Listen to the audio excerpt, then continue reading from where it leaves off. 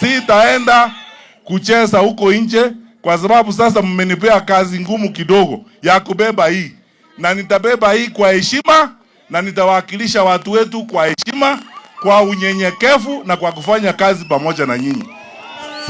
Sitafanya mchezo na maneno kama haya, na wakati wote nitakaa chini na hao wazee. Nimewahakikishia mzee Matundura, wazee wetu wa Council of Elders, wakati wote nitashauriana na nyinyi.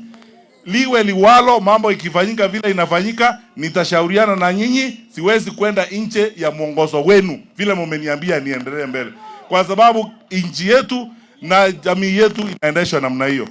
Finally, before I call my brothers waanze kuwazungumzia, mimi nataka mjue hivi, vijana, huu ni wakati wetu wa kupanga nchi. Hii serikali imeshindwa kufanya hiyo kazi.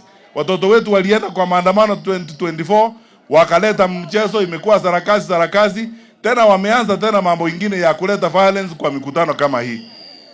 Mnakubali hayo?